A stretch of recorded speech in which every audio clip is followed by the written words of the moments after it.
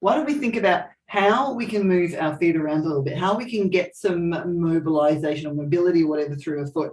Now, it doesn't have to be a balance challenge. You could hold onto your chair or a wall, right? Stand on one foot and get your other foot. See if you can curl your toes under a little bit, right? See if you can put some weight on the top of your foot.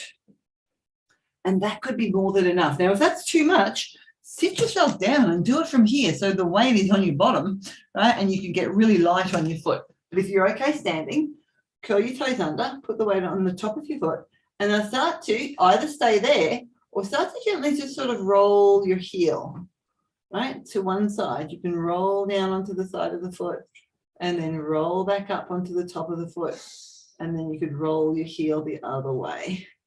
Right, so how can I change my body position so you can see that a bit better? Right, my toes are curled under and I'm just doing a gentle roll.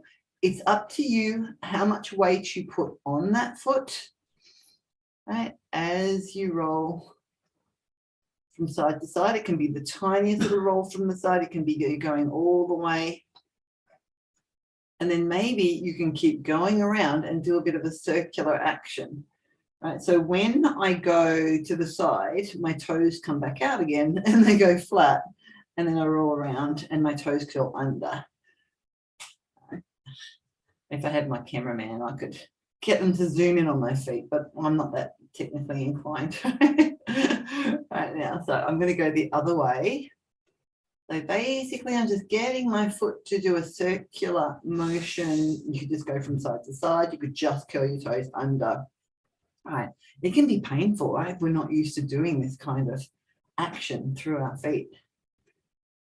And then all else, if all else fails, you could just sit down or stand up and just lift your foot up and make some circles around like that, right? Because putting that weight on it can be a bit of a stretch. Is that a pun? All right. Let's release. Let's go on to the other foot.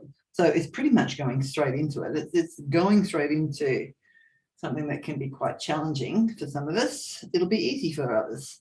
So your other toes, curl them under, put some weight on the top of your foot, find the variation that works for you, whether it's sitting, whether it's standing, holding onto something, and then do a gentle roll, maybe from side to side. And start taking your heel to one side and then the other.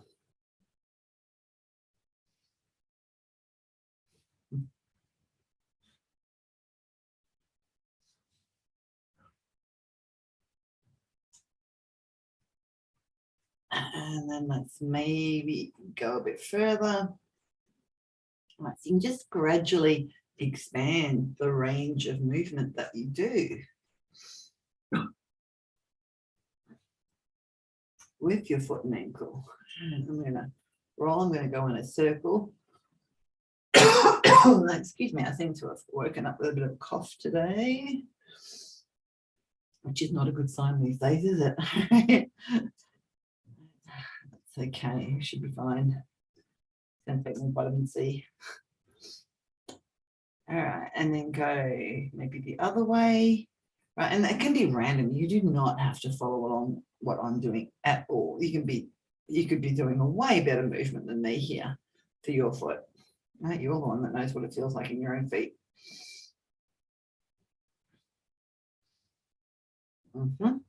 And then I'm going to pop both of my feet down and just come to standing.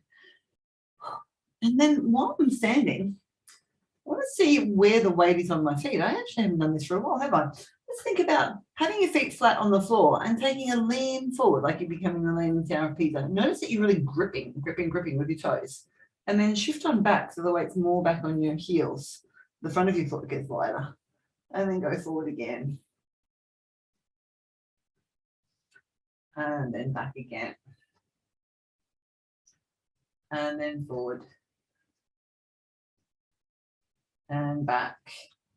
That's coming to a midpoint where you're not just forward or back, you're somewhere in the middle, but the weight's on your heels, but it's also down through the balls of your feet, right underneath the base of your big toe and your little toe. You could even lift all 10 toes and spread them out, maybe even give them a little bit of a wiggle around. But when you lift your toes, it'll automatically shift your weight back a little bit. And then lower your toes down, keeping the weight there. See what that feels like.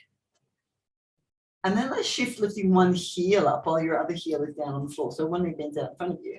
And then lower that foot back down again. And then lift your other heel on up.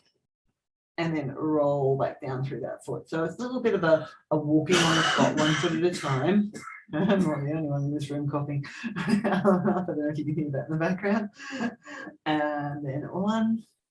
Now I'm lifting and lowering one foot individually. You can continue like that, or you could move both feet at the same time, right? So as one comes down, I'm going to lift the other one up, and then it's going to switch, right? So here can you see the three main joints, right? The title of this class, your ankles, your knees, and your hips, right? Those three main joints are all moving, right? So we're going through hips, knees, and ankles, doing this walking on the spot. My feet are still touching the floor the whole time. They're not lifting off at all. Let's go. 4 more of those on each leg. Notice what's happening in your feet and ankles, right? Are they wobbling? Are they feeling strong? So here we go. I can't talk and count at the same time. Last one. And then lower both of your heels back down again. So we kind of warmed up through the lower limbs. Let's take our feet a bit wider apart from each other, and then just maybe turn your toes out a little bit and just do a simple sideways lunge, right? Bend one knee and then bend the other. Go from side to side. And as you're doing this movement, now there's simple movements, but let's become a bit more aware, right, of what's going on here in your body. Where are your knees going when you're bending? Do they tend to want to go over your toes, or do they want to come like in a bit or out a bit? How does it feel, right? Through your feet, your ankles, your knees, your hips, like maybe your inner thighs here a little bit. Let's do a couple more of those. Simple moves. And then we're going to bring our feet closer together again. And now I'm going to have both feet down flat again. I'm going to bend my knees. I'm going to bend down as far as I can, keeping my heels down on the floor. Now notice there might be a sense of stretching your calves when you do that, and then come back up again. All right, so it's a bend, keeping my feet flat, and a straighten of my knees. Bend and straighten, and bend, bend.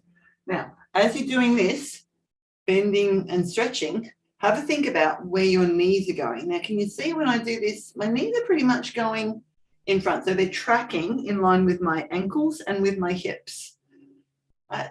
What happens? Do yours go out to the side? Do they come on in? You can experiment with that. Bend your knees and bring them in closer together. Bend them, take them out wider. How does that feel throughout your lower body? Right, what happens with the weight on your feet as well? Right, if they track in line with your hips and ankles, right, often, right, it's a little bit more gentle on all of your joints, right? So knee issues, this might